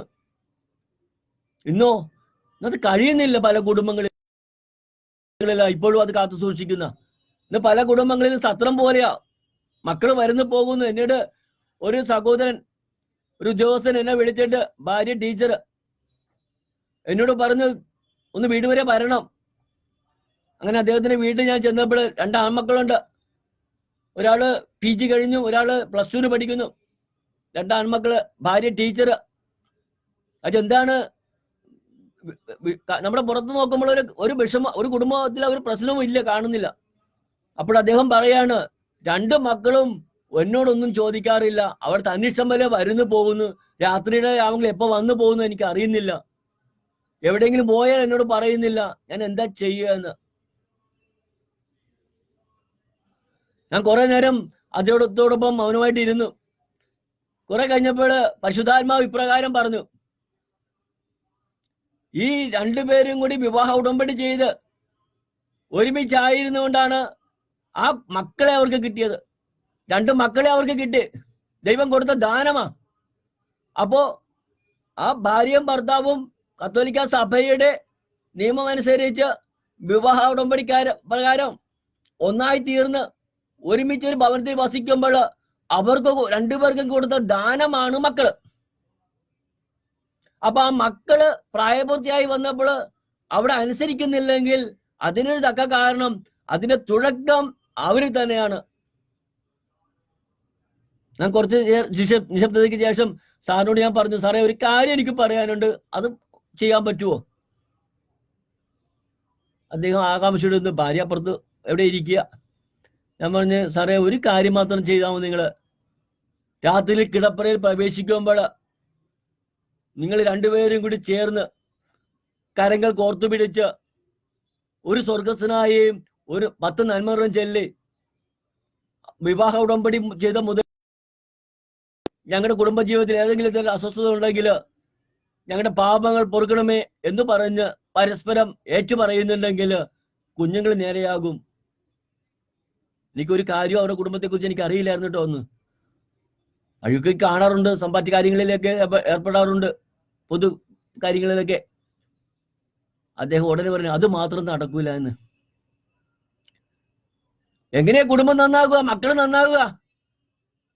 ആരെ പോയി പഴിക്കേണ്ടത്? ആരെ കുറ്റപ്പെടുത്തേണ്ടത്? മക്കൾ താന്തോണിയായി ജീവിക്കുന്നുണ്ടെങ്കിൽ ആരാണ് കാരണക്കാരൻ? ഇവിടെ ആ സഹോദരനോട് മറ്റൊന്നും ഞാൻ ആവശ്യപ്പെട്ടില്ല. എന്നോട് പരിശുദ്ധാത്മാവ് പറഞ്ഞ അത്ര മാത്രമേ ഉള്ളൂ. കിടപ്പറയിൽ പ്രവേശിക്കുമ്പോൾ 2 പേരും കൂടി കൈകോർത്ത് പിടിച്ച് ഒരു സ്വർഗസ്ഥനായി 10 നന്മ നിറഞ്ഞൊരു ത്രിത്വം ചൊല്ലി കർത്താവിന്റെ സന്നിധി കാഴ്ചവെക്ക്. നിങ്ങൾ വിവാഹ ഉടമ്പടി ചെയ്ത മുതൽ ഇന്ന് വരെ ഏതെങ്കിലും തരത്തിലുള്ള വീഴ്ചകൾ വന്നു പോയിട്ടുണ്ടെങ്കിൽ ഞങ്ങളോട് ക്ഷമിക്കണമേ എന്ന് ആ മനുഷ്യൻ പറയണം. അത് മാത്രം സാധ്യമല്ല. പിന്നെ എന്തിനാ ജീവിക്കുന്നത് അവർ കുടുംബത്തില്? ആർക്ക് വേണ്ടിയാ ജീവിക്കണത്? ഇത് ഒറ്റപ്പെട്ട സംഭവമല്ല കേട്ടാ. ഇന്ന് പല കുടുംബങ്ങളിലും ഒരു ആർട്ടിഫിഷ്യൽ ആയിട്ടുള്ള ഒരു എന്താണ് പുറമെ കാണിക്കാൻ വേണ്ടിയുള്ള ഒരു പ്രകടനമാ പല കുടുംബങ്ങളിലും. ഭാര്യ ഭർത്താക്കൾ തമ്മിലുള്ള ജീവിതം ക്രിസ്ത്യ കുടുംബങ്ങളിലാണ്ടാ ഏറ്റവും കൂടുതൽ പ്രശ്നങ്ങളുള്ളത്. അങ്ങനെ എത്ര കുടുംബങ്ങളാ? പ്രാർത്ഥിക്കാൻ വിളിക്കും, മക്കളനുസരിക്കുന്നില്ല. ഭാര്യ അനുസരിക്കുന്നില്ല, ഭർത്താവ് തോന്നിയ വഴിയില്ല. ഇവിടെ ഞാൻ ഇത് പറയാൻ കാരണം, ഇവിടെ ജോസഫ് തന്റെ സഹോദരന്മാരോടൊപ്പം ജോസഫിന്റെ കൊട്ടാരത്തിൽ വന്ന് ഭക്ഷണം ഒരുക്കി ഭക്ഷണത്തിരിക്കുമ്പോൾ നടക്കുന്ന ഒരു കാര്യത്തെ പറ്റി പറയാൻ വേണ്ടി ഇത്ര ഞാൻ പറഞ്ഞത്. ഇവിടെ പറയുന്നത് ഉൽപ്പത്തി പുസ്തകം 43 അധ്യായത്തില് ഇവിടെ വായിക്കുന്നുണ്ട്. യോസേഫ് പറയുന്ന ഭക്ഷണം വിളമ്പുക. 32-ാമത്തെ തിരുവചനത്തില് അവനും അവർക്കും തന്റെ കൂടെയുള്ളവർ ഈജിപ്തുകാർക്കും അവർ വേറെ വേറെ വിളമ്പിയത്. കാരണം ഈജിപ്തുകാർ യഹൂദരുടെ കൂടെ ഭക്ഷണം കഴിക്കാറില്ല. അത് ഈജിപ്തുകാർക്ക് നിശ്ചിതമാണ്. മൂത്തവൻ മുതൽ ഇളയവൻ വരെ മൂപ്പനുസരിച്ച് അവർ അവന്റെ മുമ്പിലിരുന്നു. അവർ അമ്പരന്ന് അന്യോന്യം നോക്കി. യോസഫ് ശ്രദ്ധിക്കുക, 34-ാമത്തെ തിരുവചനം, ജോസഫ് തന്റെ ആഹാരത്തിൽ നിന്നും ഓരോ പങ്ക് അവർക്ക് കൊടുത്തു. എന്നാൽ ബെഞ്ചമിന്റെ മകൻ മറ്റുള്ളവരിനേക്കാൾ 5 ഇരട്ടിയായിരുന്നു. അവർ കുടിച്ച് അവനോടൊപ്പം ഉല്ലസിച്ചു. ഹല്ലേലൂയ. ഇവിടെ ഒരു ദേശത്തിന്റെ അധിപതിയായിരിക്കുന്ന ജോസഫ് തന്റെ സഹോദരന്മാരെ കണ്ടതിലെ സന്തോഷം പങ്കുവെക്കുന്നത് അവർ ഓരോ മേശയ്ക്ക് ചുറ്റും ഇരുന്ന് ഭക്ഷണം കഴിച്ചു. ഇനി ഈജിപ്തിന്റെ അധിപതിയായിരിക്കുന്ന ജോസഫ് യജമാനെ നിന്ന് വിളിച്ച് അഭിസംബോധന ചെയ്ത സഹോദരന്മാരുടെ മുമ്പില് ഭക്ഷണം വിളമ്പിയപ്പോൾ ആ ഭക്ഷണത്തിന്റെ ഉരുളകൾ പിടിച്ച് ഓരോ പങ്കും തന്റെ സഹോദരന്മാർക്ക് കൊടുക്കുന്നു. ഇതാണ് നമുക്ക് നഷ്ടമായിക്കൊണ്ടിരിക്കുന്നത്. ഇവിടെ എഴുതിയിരിക്കുന്ന ഓരോ പങ്ക് ജോസഫ് തന്റെ ആഹാരത്തിൽ ഓരോ പങ്ക് അവർക്ക് കൊടുത്തു. എന്നാൽ ബെഞ്ചമിന് തന്റെ അമ്മയുടെ ഉദരത്തിൽ ജനിച്ച തന്റെ സഹോദരൻ തന്റെ രക്തം അവന് 5 ഇരട്ടി കൊടുത്തെന്നാ പറയണത്. മറ്റുള്ളവരെക്കാൾ 5 ഇരട്ടി അവന് കൂടുതൽ കുടിച്ച് അവരോടൊപ്പം സന്തോഷിച്ചു. ജോസഫ് വീട്ടുകാരത്തിനെ വിളിച്ച് പറഞ്ഞു, അവരുടെ ചാക്കുകളിലെല്ലാം അവർക്ക് കൊണ്ടുപോകുന്നതിനേക്കാൾ അധികം ധാന്യം കൊടുത്തു വിടുക. ഇനി അങ്ങനെ അവരെ സന്തോഷത്തോടെ മടക്കി അയക്കുകയാണ്. എന്നിട്ട് പറയുന്നുണ്ട്, എന്റെ പിതാവിനെയും കൂട്ടി നിങ്ങൾ മടങ്ങി വരിക എന്ന്. നമ്മൾ ചരിത്രത്തിന്റെ ഒരു ഘട്ടം പൂർത്തീകരിക്കാൻ പോവുകയാണ്. ഉൽപ്പത്തി പുസ്തകത്തിന്റെ അവസാന ഭാഗത്തിലേക്ക് നമ്മൾ കടക്കുകയാണ്. ഇവിടെ ജോസഫ് തന്റെ സഹോദരന്മാരെ യാത്രയാക്കിയിട്ട് പറയുന്നുണ്ട്, നിങ്ങൾ ഭവനത്തിൽ പോയി ഇവിടെ വരിക. ഇവിടെ ഇനിയും 7 വർഷത്തെ ആ ക്ഷാമകാലത്തിന്റെ 2 വർഷമേ പിന്നിട്ടുള്ളൂ. ഇനിയും 5 വർഷം കിടക്കുക ദാരിദ്ര്യത്തിന്റെ ഒരു കാലഘട്ടം. അപ്പോൾ ഇനിയും ഭക്ഷണം വാങ്ങിക്കാൻ ഇവിടെ വന്നു പോകേണ്ട അവസ്ഥ വരാതിരിക്കാൻ വേണ്ടി നിങ്ങളുടെ ദേശത്ത് പോയിട്ട് നിങ്ങളുടെ പിതൃഭവനത്തിൽ ചെന്നിട്ട് എന്റെ പിതാവിനെയും മറ്റു സഹോദരങ്ങളെയും ദാസന്മാരെ എല്ലാം കൂട്ടി മടങ്ങി വരിക, ഈജിപ്തില് എന്നോടൊപ്പം നിങ്ങൾക്ക് വസിക്കാമെന്ന്. അങ്ങനെ ചരിത്രത്തിന്റെ ഒരു ഘട്ടം തുടങ്ങാൻ പോവുകയാണ്, വലിയൊരു ചരിത്രത്തിന്റെ. അബ്രഹാത്തോട് പറയുന്നുണ്ട്, നിന്റെ സന്തതികള് 4 തലമുറ വരെ അടിമത്തത്തിലായിരിക്കുമെന്ന് പറഞ്ഞ വാഗ്ദാനം, പ്രവചനം പൂർത്തീകരിക്കാനുള്ള ഒരു തുടക്കമാണ്. ഇവിടെ ജോസഫ് ഈജിപ്തിന്റെ ഭരണാധികാരിയായിരിക്കുമ്പോൾ ഈ ചരിത്രമെല്ലാം നമ്മൾ കേട്ടു. അതിനൊടുവില് ജോസഫിന്റെ സഹോദരന്മാരെല്ലാം മടങ്ങിപ്പോയിട്ട് തന്റെ പിതാവിനായും കൂട്ടി ഈ ഈജിപ്തിലേക്ക് മടങ്ങി വരുമ്പോൾ ഫറവോയുടെ അടുത്ത് ചെന്ന് ജോസഫ് പറയുന്നുണ്ട്, എന്റെ പിതാവിനെ എനിക്ക് കാണണം. പിതാവിനെയും കൂട്ടിക്കൊണ്ട് അവർ ഈ ദേശത്തേക്ക് വരുന്നുണ്ട്. നാട്ടിൽ ക്ഷാമം തുടങ്ങിയതേ ഉള്ളൂ. ഇനിയും ക്ഷാമത്തിന്റെ 5 വർഷങ്ങൾ കിടക്കുന്നു. അതുകൊണ്ട് കനാൻ ദേശത്ത് വസിക്കുന്ന എന്റെ പിതാവിനെയും സഹോദരന്മാരെയും ഈ ദേശത്തേക്ക് കൂട്ടിക്കൊണ്ടുവരാൻ ആഗ്രഹിക്കുന്നു. ഫറവോ സന്തോഷത്തോടെ അത് സ്വീകരിക്കുകയും ആ ഈജിപ്ത് ദേശത്തില് പല സമൃദ്ധിയായിട്ടുള്ള ഹോഷേൻ എന്ന് പറഞ്ഞാല് ഈജിപ്തിന്റെ ഒരു ഭൂപ്രദേശമാണ്. ഈ യാക്കോബിന്റെയും അവരുടെ മക്കളുടെയും കുലത്തായ ആടുമാടും മയക്കുന്നതിന് വേണ്ടിയിട്ടുള്ള പറ്റിയ സ്ഥലം ജോസഫ് കണ്ടെത്തുകയും ഏറ്റവും ഫലസമൃദ്ധിയുള്ള ദേശമായ ഹോഷേനിൽ കൊണ്ടുവന്ന് യാക്കോബിനെയും തന്റെ സഹോദരന്മാരെയും താമസിപ്പിക്കുന്ന ജോസഫ് അങ്ങനെ വീട്ടിൽ ചെന്ന് തന്റെ മകൻ ജീവിച്ചിരിക്കുന്ന അറിയുമ്പോൾ യാക്കോബിന്റെ സന്തോഷം ഇവിടെ പറയുന്നുണ്ട്. ഇനി അതിനു മുമ്പായിട്ട് ഒരു കാര്യം കൂടി ജോസഫ് സൂചിപ്പിക്കുന്നുണ്ട്. ഈ ജോസഫിന്റെ സഹോദരന്മാരോട് മടങ്ങി പോകുമ്പോൾ അവർ വാങ്ങിച്ച ധാന്യവും ആഗ്രഹിച്ച ധാന്യവും അതിലിരട്ടി കൊടുക്കുന്നു. പിന്നെ വാങ്ങിച്ച ആ പണത്തിന്റെ വിലയും മടക്കി കൊടുക്കുന്നു. അതുകൂടാതെ അവർക്ക് കുറെ സമ്പത്തും കൊടുക്കുന്നു. ഇവിടെ പറയുന്നുണ്ട്, ഈ ഇസ്രായേലിന്റെ മക്കൾ അങ്ങനെ ചെയ്തു.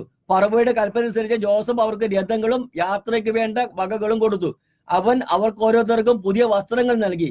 ബെഞ്ചമിനാകട്ടെ 300 വെള്ളി നാണയവും. ബെഞ്ചമിൻ എന്ന് പറഞ്ഞാല് ജോസഫിന്റെ സഹോദരനായ ബെഞ്ചമിന്. ജോസഫിന്റെ സഹോദരൻ എന്ന് പറയുമ്പോൾ ജോസഫിന്റെ അമ്മയിൽ ജനിച്ച മകൻ.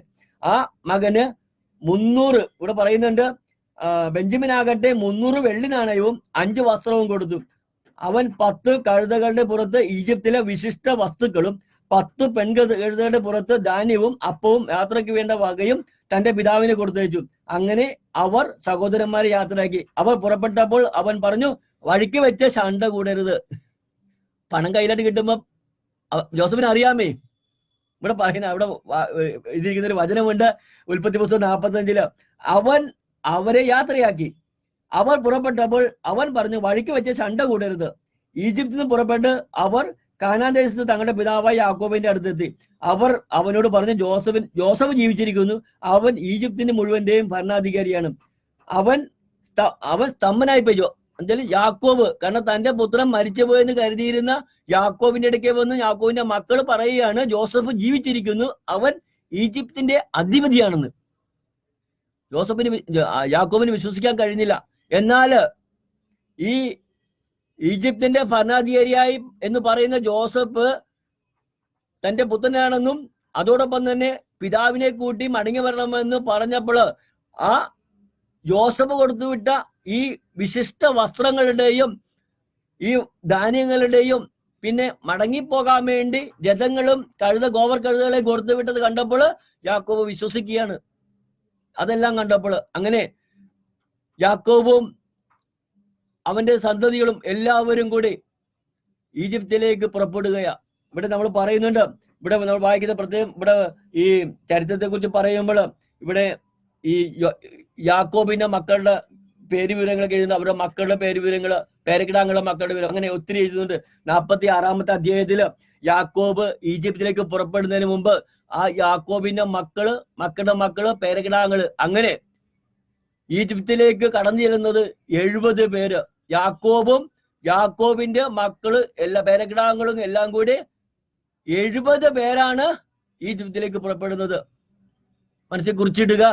നമ്മള് ഒരു ചരിത്രത്തിന്റെ ഒരു ഭാഗം ഇവിടെ എത്തി നിൽക്കുകയാണ്. കാരണം അബ്രഹാം, ഇസഹാക്ക്, യാക്കോബിന്റെ 12 ഗോത്രപിതാക്കന്മാർ, അവർ അബ്രഹാത്തോട് കൊടുത്ത വാഗ്ദാനം അനുസരിച്ച് ഈ ദേശം നിനക്ക് നിന്റെ സന്തതികൾക്കുമായി നൽകുമെന്ന് പറഞ്ഞ പിതാവായ ദൈവം കാനാൻ ദേശത്ത് നിന്നും ഇപ്പോൾ അവര് ഒരു പരദേശിയായിട്ടുള്ള വിദേശ രാജ്യത്തിലേക്ക് പോകുന്ന ഒരു തുടക്കമാണ്.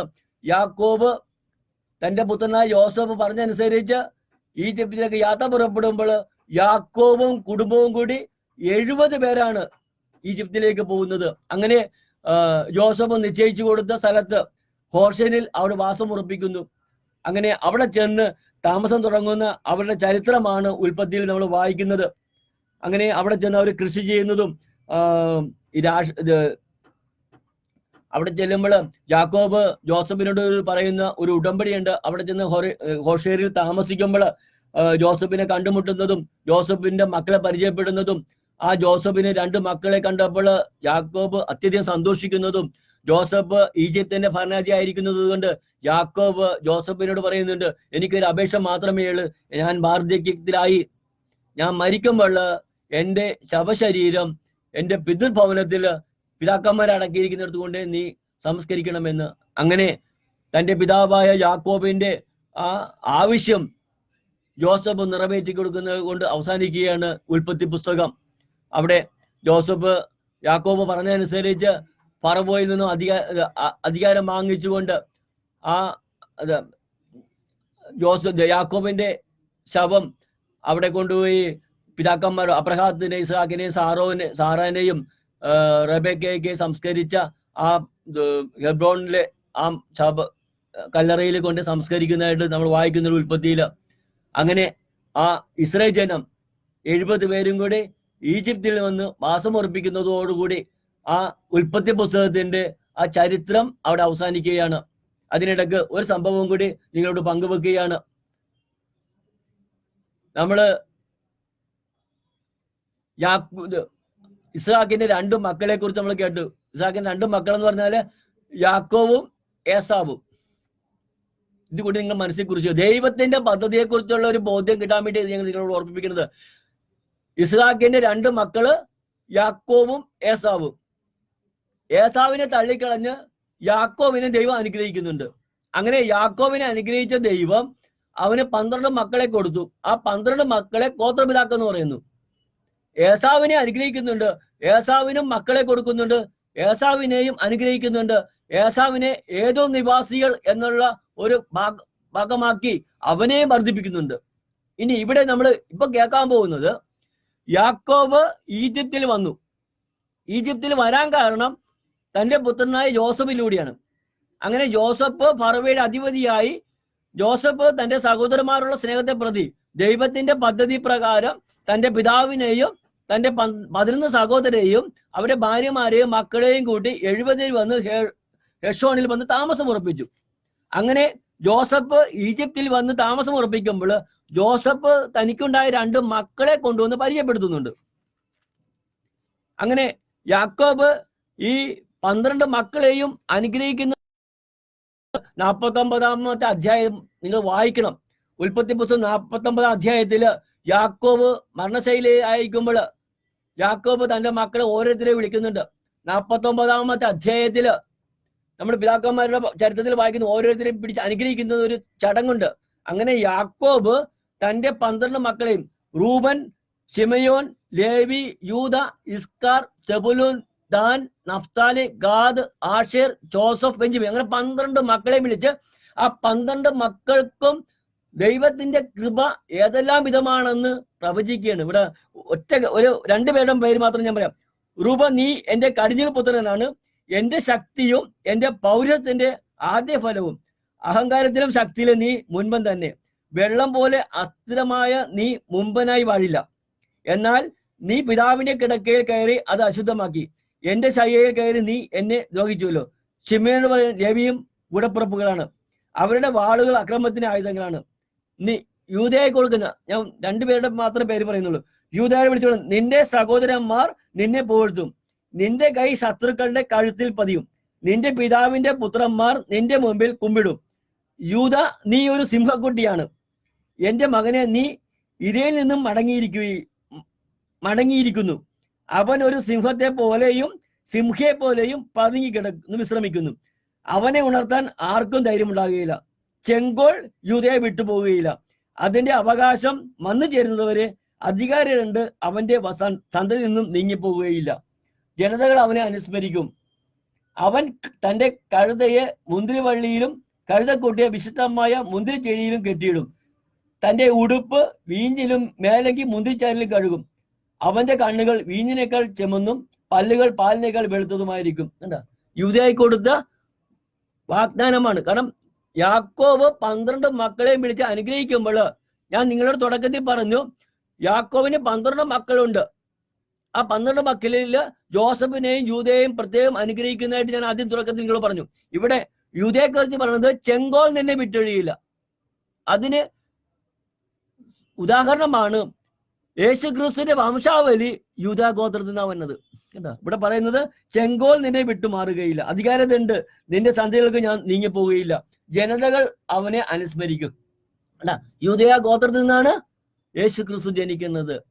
ഇനി അങ്ങനെ 12 മക്കളെ, സെബുലൂനെയും ഇസ്കാറിനെയും ദാനെയും എല്ലാം യാക്കോബ് വിളിച്ച് അനുഗ്രഹിക്കുന്നുണ്ട്. അവസാനം ജോസഫ് തന്റെ മക്കളെ കൊണ്ടുവന്ന് അനുഗ്രഹിക്കാൻ വേണ്ടി യാക്കോബിന്റെ അടുക്കെ കൊണ്ടുവരും. അങ്ങനെ എല്ലായിടത്തും ഉണ്ട് വിവേചനം, അല്ലേ? നമ്മൾ വായിക്കുന്നുണ്ട്, ഇസ്ഹാക്ക് യാക്കോബിനെയും കൂടുതൽ മൂത്തവനെയാണ് സ്നേഹിക്കുന്നത്. അപ്പോ ഇവിടെ ജോസഫിന് 2 മക്കളുണ്ട്, മനേസയും എഫ്രൈയും. ജോസഫിന് 2 മക്കളുണ്ട്. നമ്മൾ ആദ്യം വായിച്ചു, ഈജിപ്തിലായിരിക്കുമ്പോൾ 2 മക്കള് അവന് ജനിക്കുന്നതായിട്ടും ദൈവത്തിനെ പൂർണ്ണമായിട്ട് കാണുന്നുണ്ട്. അങ്ങനെ യാക്കോബിന്റെ അടുക്കല് ജോസഫ് തന്റെ 2 മക്കളെ കൊണ്ടുവരുമ്പോൾ ജോസഫ് മനേസയെ കൂടുതൽ ഇഷ്ടപ്പെട്ടിരുന്നു. അങ്ങനെ മനേസ യാക്കോബിനെ അനുഗ്രഹിക്കപ്പെടാൻ വേണ്ടി ജോസഫ് തന്റെ ഇടതുവശം ചേർന്ന് മനേസയെ നിർത്തി, വലതുവശം ചേർന്ന് എഫ്രായിമിനെ നിർത്തി. അപ്പോൾ യാക്കോബ് അനുഗ്രഹിക്കുമ്പോൾ യാക്കോബിന്റെ വലത് കരം മനസ്സയുടെ ശിരസിൽ വരാൻ വേണ്ടി ജോസഫ് തന്റെ ഇടതുവശത്ത് മനസ്സനെ നിർത്തി, എഫ്രൈമിനെ ഇടതുവശത്ത് നിർത്തി. രണ്ടു മക്കളും ജോസഫിനെയാണെങ്കിലും കൂടുതൽ സ്നേഹിച്ചിരുന്നത് മനസ്സയാണ്. അപ്പൊ മനസ്സയെ, മൂത്തവനായ മനസ്സയെ യാക്കോബിനാൽ വലതുകരം കൊണ്ട് അനുഗ്രഹിക്കപ്പെടാൻ വേണ്ടി ജോസഫ് മനസ്സയെ ഇടതുവശത്ത് ചേർത്ത് വെച്ചു, വലതുവശത്ത് എഫ്രൈമിനെ ചേർത്ത് വെച്ചു. അപ്പോൾ യാക്കോബ് അനുഗ്രഹിക്കുമ്പോൾ യാക്കോബിന്റെ വലതുകരം ജോസഫ് മനസ്സയുടെ ശിരസിൽ വരാൻ വേണ്ടി. എന്നാൽ യാക്കോബ് അവിടെ ചെയ്യുന്ന ഒരു പ്രവൃത്തിയുണ്ട്. യാക്കോബ് ജോസഫിന്റെ രണ്ട് മക്കളെയും കൊണ്ടുവരുമ്പോൾ അനുഗ്രഹിക്കാൻ കൈ ഉയർത്തിയിട്ട് യാക്കോബ് കൈ പിണച്ചുകൊണ്ട് വലതുകരം എഫ്രൈമിന്റെ തലയിലും ഇടതുകരം മനസ്സയുടെ ശിരസിലും വയ്ക്കുകയാണ്. അവിടെ യാക്കോബ് ചെയ്യുന്നത് എഫ്രൈമിന്റെ തലയിൽ വലത് കൈ വെക്കാൻ വേണ്ടി കൈ പിണച്ചു പിടിച്ച് എഫ്രൈമിന്റെ തലയിൽ വലത് കൈയും മനസ്സയുടെ ശിരസിൽ ഇടത് കൈയും വെച്ച് അനുഗ്രഹിക്കുക. അപ്പൊ ജോസഫ് പറയുന്നത്, പിതാവേ അങ്ങനെയല്ല, വലത് കരം മനസ്സയുടെ ശിരസിൽ വെക്കണം, ഇടത് കരം എഫ്രൈമിന്റെ തലയിൽ വെക്കണം. അപ്പോൾ യാക്കോബ് പറയുന്നത്, മകനെ ഇതിങ്ങനെ നടക്കട്ടെ, ഇപ്പോ കേട്ടാ, ഇതിങ്ങനെ നടക്കട്ടെ. അപ്പൊ ദൈവമാണ് നിശ്ചയിക്കുന്നത്. നമ്മൾ കേട്ടു, എഫ്രൈം നീ എന്റെ വത്സലപുത്രൻ, നമ്മൾ പാട്ട് കേട്ടിട്ടുണ്ട്. ഇവിടെ ദൈവം അനുഗ്രഹിക്കപ്പെടാനായിട്ട് കൂടുതൽ ഇഷ്ടപ്പെട്ടത് എഫ്രൈമിനാ. ജോസഫ് ആഗ്രഹിച്ചത് മനസ്സ അനുഗ്രഹിക്കപ്പെടണമെന്ന്. എന്നാൽ ദൈവിക പദ്ധതി തിരിച്ചായിരുന്നു. അവിടെ യാക്കോബ് കൈ പിണച്ച് എഫ്രൈമിന്റെ തലയിൽ വലത് കൈയും മനസ്സയുടെ ശിരസിൽ ഇടത് കൈയും വെച്ച് അനുഗ്രഹിക്കുന്നു. അങ്ങനെ അവിടെ അവസാനിക്കുകയാണ് ഉൽപ്പത്തി പുസ്തകം. എന്റെ സഹോദരങ്ങളെ, ഇത്രമാത്രം മനസ്സിൽ കുറിച്ചിടുക. അബ്രഹാം, ഇസ്ഹാക്ക്, യാക്കോബ് നീണ്ട കാലയളവില് കാനാൻ ദേശത്തു നിന്നും ഇസ്രായേൽ ജനം ഈജിപ്തിലേക്ക് പലായനം ചെയ്യുന്ന ഭാഗം നമ്മൾ ഇന്ന് കേട്ടു. അങ്ങനെ ഈജിപ്തിലേക്ക് കടന്നു ചെന്നത് യാക്കോബും 70 മക്കളും 70 പേരും കൂടി ഈജിപ്തിൽ നിന്ന് വാസം ഉറപ്പിക്കുകയാണ്. ഇനി നമ്മൾ കേൾക്കാൻ പോകുന്നത് ഈജിപ്തിൽ നിന്ന് അവിടെ വാസം ഉറപ്പിക്കുന്ന ഇസ്രായേൽ ജനത്തെ 430 വർഷം കഴിയുമ്പോൾ പിതാവായ ദൈവം വാഗ്ദാനത്തെ കാനാൻ ദേശത്ത് മടക്കിക്കൊണ്ടുവരുന്ന ചരിത്രം അത് നമ്മൾ പഠിക്കണം. ഇന്നിപ്പോൾ ഉൽപ്പത്തി പുസ്തകത്തിന്റെ 50 അധ്യായങ്ങളായിട്ട് നമ്മൾ കേട്ടു. അതിന്റെ അവസാനമാണ് യാക്കോബും കുടുംബവും കൂടി 70 പേര്, മനസ്സിൽ കുറിക്കുക, 70 പേരാണ് ഈജിപ്തിലേക്ക് കടന്നു ചെല്ലുന്നത്. ഇനി 430 വർഷം തികയുമ്പോൾ ഈജിപ്തിൽ നിന്നും മോശ അവരെ പുറത്തു കൊണ്ടുവരുമ്പോൾ 6 ലക്ഷത്തിൽ പരം പുരുഷന്മാരുണ്ടായിരുന്നു. ജനസംഖ്യ മണത്തേരി പോലെ ഈജിപ്തിൻ ജനതയേക്കാൾ വർദ്ധിച്ചപ്പോഴാണ് ഫറവോ ഭയപ്പെടുകയും അവരെ പീഡിപ്പിക്കുകയും 430 വർഷക്കാലത്തെ പീഡനത്തിനൊടുവിൽ മോശയെ അയക്കുന്നതൊക്കെ. അത് ഇനി പഠിക്കാനുള്ള ചരിത്രമാണ്. ഇന്നിപ്പോൾ ഇവിടെ അവസാനിപ്പിക്കുകയാണ്. ദൈവത്തിന് നന്ദി പറയാം. ഉൽപ്പത്തി പുസ്തകം 50 അധ്യായങ്ങളും ഈ 12ാമത്തെ ക്ലാസ്സിൽ അവസാനിക്കുകയാണ്.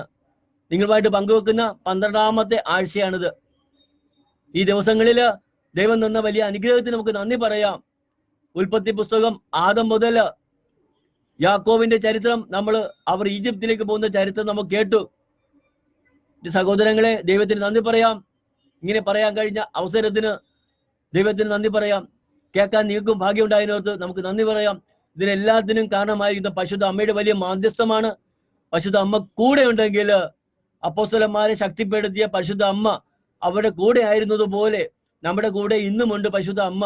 ജപമാല പ്രാർത്ഥനയിലൂടെ അമ്മയുടെ ഭക്തിയിലൂടെ മാത്രമേ ഈ തിരുവചനങ്ങൾ കൃതമാക്കാൻ പറ്റും, പഠിക്കാൻ പറ്റുള്ളൂ. അല്ലെങ്കിൽ ഈ പേരുകളൊന്നും ഓർക്കാൻ പറ്റില്ല. പലരും എന്നോട് പറയുന്നുണ്ട്, ഈ പേരൊക്കെ എങ്ങനെ പഠിക്കുന്നു എന്ന്. കർത്താവ് പഠിപ്പിച്ചു തന്നു, കർത്താവ് ഓർമ്മപ്പെടുത്തി തരിക. എന്നോട് പഠിപ്പിക്കാൻ പറഞ്ഞ് ഇത് മാത്രം നീ പഠിപ്പിച്ചാൽ മതി, വേറെ ഒന്നും പഠിപ്പിക്കണ്ട. എവിടെ പോയാലും പഠിപ്പിക്കുന്ന ഇത് മാത്രമാ. ഇപ്പൊ ഒരു കപ്പേളയിലെ ഇപ്പൊ 2 വർഷമായിട്ട്, ഇന്നലെ ഞാൻ എടുത്ത ക്ലാസ് ഏലിയ പ്രവാചകന്റെ ചരിത്രം വരെ എത്തിയപ്പോ, ഉൽപ്പത്തി മുതൽ രാജാക്കന്മാരുടെ പുസ്തകത്തില് ഇന്നലെ എടുത്ത ക്ലാസ് അതായിരുന്നു. രാജാക്കന്മാരുടെ പുസ്തകത്തില് ഏലിയ പ്രവാചകനും മഹാരാജാവ് ജസബല രാജ്ഞി, അങ്ങനെ ചരിത്രങ്ങൾ നമ്മൾ പഠിക്കണം. അത് കേൾവിയോടെയാണ്. നമുക്ക് നന്ദി പറഞ്ഞിട്ട് പ്രാർത്ഥിക്കാം, പരിശുദ്ധ അമ്മയോട് ചേർന്ന് പ്രാർത്ഥിക്കാം. അതോടൊപ്പം തന്നെ കത്തോലിക്ക സഭയ്ക്ക് വേണ്ടി നമുക്ക് പ്രത്യേകം പ്രാർത്ഥിക്കണം, അഭിഷിക്തർക്ക് വേണ്ടിയിട്ട്. എന്റെ സഹോദര സഹോദരി, നമ്മളുടെ ഓരോരുത്തരും വ്യക്തിപരമായ പ്രാർത്ഥനയിൽ പ്രത്യേകമായിട്ട് അഭിഷിക്തർക്ക് വേണ്ടി പ്രാർത്ഥിക്കണം, കത്തോലിക്ക സഭയ്ക്ക് വേണ്ടി പ്രാർത്ഥിക്കണം. പീഡനത്തിലൂടെയും തകർച്ചയിലൂടെയും കടന്നു പോകുന്ന കത്തോലിക്ക സഭയെ രക്ഷിക്കാനായിട്ട് പ്രാർത്ഥന കൊണ്ട് മാത്രമേ സാധ്യമാകൂ. ആ പ്രാർത്ഥന പരിശുദ്ധ അമ്മയോട് കൂടി ആയിരുന്നാല് അത് ഭയങ്കരമായിട്ട് ശക്തിയാ. സാത്താൻ ഏറ്റവും ഭയമുള്ള പ്രാർത്ഥനയാണ് ജപമാല എന്ന് കഴിഞ്ഞ ക്ലാസ്സിൽ ഞാൻ പറഞ്ഞെങ്കിൽ എന്റെ സഹോദര സഹോദരി, കത്തോലിക്ക സഭയ്ക്ക് വേണ്ടി നമ്മൾ പ്രാർത്ഥിക്കണം. കത്തോലിക്ക സഭയുടെ അഭിഷേകത്തിന് വേണ്ടി നമ്മൾ പ്രാർത്ഥിക്കണം നിരന്തരം, വൈദികർക്ക് വേണ്ടിയിട്ട്. കാരണം സഭയുണ്ടെങ്കിൽ നമ്മളുള്ളു. ഞാനും നിങ്ങളും നിലനിൽക്കുന്ന സഭയിലാ. ആ സഭ നമുക്ക് കരുത്താ, ശക്തിയാ. നമ്മൾ ഓരോരുത്തരുന്ന ഗാർഹിക സഭ, നമ്മുടെ കുടുംബം, ക്രിസ്ത്യ കുടുംബം ഒന്ന് ചേരുമ്പോൾ സഭ രൂപപ്പെടുന്നു. ആ സഭയുടെ ശക്തി നമ്മൾ ഓരോരുത്തരുടെയും കണ്ണിയാ. ഒരു കണ്ണി പൊട്ടിയാൽ തകർന്നു പോകും. അതുകൊണ്ട് നമുക്ക് പരിശുദ്ധ അമ്മയോട് കത്തോലിക്ക സഭയ്ക്ക് വേണ്ടി പ്രാർത്ഥിക്കാം, മാർപ്പാപ്പയ്ക്ക് വേണ്ടി, കർദിനാൾമാർ, മെത്രാമാർ, വൈദികർ, സന്യസിനികൾ. കഴിഞ്ഞ ദിവസം നമുക്ക് കേരളത്തിന് ഒരു വിശുദ്ധയെ കൂടി കിട്ടി. പ്രത്യേകമായിട്ട് വിശുദ്ധ മറിയം ത്രേസ്യയുടെ മാധ്യസ്ഥം പ്രത്യേകം പ്രാർത്ഥിക്കാം. അങ്ങനെ വീണ്ടും ഒത്തിരി വിശുദ്ധരും വിശുദ്ധകളും നമ്മുടെ ഇടയിൽ നിന്നുണ്ടാകട്ടെ എന്ന് പ്രാർത്ഥിച്ചുകൊണ്ട്, നന്മ നിറഞ്ഞ മറിയമ്മേ സ്വസ്തി, കർത്താവ് അങ്ങയുടെ കൂടെ സ്ത്രീകളിൽ അങ്ങ് അനുഗ്രഹിക്കപ്പെട്ടവളാവുന്നു, അങ്ങയുടെ ഉദരത്തിൻ ഫലമായി ഈശോ അനുഗ്രഹിക്കപ്പെട്ടവനാവുന്നു. പരിശുദ്ധ മറിയമേ തമ്പുരാന്റെ അമ്മേ, പാപികളായ ഞങ്ങൾക്ക് വേണ്ടി ഇപ്പോഴും ഞങ്ങളുടെ മരണസമയത്തും തമ്പുരാനോട് അപേക്ഷിച്ചുകൊള്ളണമേ. ആമേൻ. കർത്താവായ യേശുവേ, അങ്ങയുടെ പരിശുദ്ധമായ നാമത്തിൽ ജ്ഞാനസ്നാനം സ്വീകരിച്ച ഓരോ വ്യക്തികൾക്കും വേണ്ടി, ലോകത്തുള്ള എല്ലാ മനുഷ്യരും യേശുക്രിസ്തു ജ്ഞാനസ്നാനം സ്വീകരിച്ച ഓരോ വ്യക്തികൾക്കും വേണ്ടി ഇപ്പൊ പ്രാർത്ഥിക്കുന്നു. ഇത് കേൾക്കുന്ന ഓരോ മക്കൾക്ക് വേണ്ടിയും പ്രാർത്ഥിക്കുന്നു. കർത്താവിന്റെ അഭിഷേകം, പരിശുദ്ധാത്മാവിന്റെ അഭിഷേകം ഇത് കേൾക്കുന്ന ഓരോ വ്യക്തികളിലും കുടുംബങ്ങളിൽ നിറഞ്ഞു നിൽക്കട്ടെ. പരിശുദ്ധ അമ്മയുടെ വലിയ മാധ്യസ്ഥം ആ കുടുംബങ്ങളിലും ഇത് കേൾക്കുന്ന ഓരോ വ്യക്തികളിൽ നിറയട്ടെ. പരിശുദ്ധാത്മാവിന്റെ വലിയ അഭിഷേകം. ആമേൻ. നന്മ നിറഞ്ഞ മറിയമ്മേ സ്വസ്തി, കർത്താവ് അങ്ങയുടെ കൂടെ സ്ത്രീകളിൽ അങ്ങ് അനുഗ്രഹിക്കപ്പെട്ടവളാവുന്നു, അങ്ങയുടെ ഉദരത്തിൻ ഫലമായി ഈശോ അനുഗ്രഹിക്കപ്പെട്ടവനാവുന്നു. പരിശുദ്ധ മറിയമേ തമ്പുരാന്റെ അമ്മേ, പാപികളായ ഞങ്ങൾക്ക് വേണ്ടി ഇപ്പോഴും ഞങ്ങളുടെ മരണസമയത്തും തമ്പുരാനോട് അപേക്ഷിച്ചുകൊള്ളണമേ. ആമേൻ. റേഡിയോ മരിയ ഈ കൂട്ടായ്മയ്ക്ക് വേണ്ടി പ്രത്യേകം പ്രാർത്ഥിക്കാം. ഇതിനെ പറ്റി പ്രവർത്തിക്കുന്ന ഒത്തിരി മക്കളുടെ ത്യാഗം, അതുകൊണ്ടാണ് ഇവിടെ വന്ന് ഇത് പ്രഘോഷിക്കപ്പെടുവാനും മറ്റും അവസരം കിട്ടിയത്. സജീവമായി ഇത് പ്രവർത്തിക്കുവാനായിട്ടുള്ള കൃപ നൽകി അനുഗ്രഹിക്കണമേ. എല്ലാ മേഖലകളും അനുഗ്രഹിക്കപ്പെടട്ടെ. ഇതിന് ചുമതലപ്പെട്ട എല്ലാ വൈദികരെയും സന്യസ്തരെയും അൽമായ ശുശ്രൂഷയും എല്ലാം പരിശുദ്ധ അമ്മയുടെ നീലം മേലെങ്കിൽ പൊതിഞ്ഞു കാക്കണമേ എന്ന് പ്രാർത്ഥിച്ചുകൊണ്ട്, നന്മ നിറഞ്ഞ മറിയമ്മേ സ്വസ്തി, കർത്താവ് അങ്ങയുടെ കൂടെ സ്ത്രീകളിൽ അങ്ങ് അനുഗ്രഹിക്കപ്പെട്ടവളാവുന്നു, അങ്ങയുടെ ഉദരത്തിൻ ഫലമായി ഈശോ അനുഗ്രഹിക്കപ്പെട്ടവനാവുന്നു. പരിശുദ്ധ മറിയമേ തമ്പുരാന്റെ അമ്മേ, പാപികളായ ഞങ്ങൾക്ക് വേണ്ടി ഇപ്പോഴും ഞങ്ങളുടെ മരണസമയത്തും തമ്പുരാനോട് അപേക്ഷിച്ചുകൊള്ളണമേ. ആമേൻ. നിത്യം പിതാവിനും പുത്രനും പരിശുദ്ധാത്മാവിനും സ്തുതി. അതിലെ പോലെ ഇപ്പോഴും നീക്കും. ആമേൻ. ഈശോ മിശിഹായ്ക്ക് സ്തുതിയായിരിക്കട്ടെ. ഇപ്പോഴും സ്തുതിയായിരിക്കട്ടെ.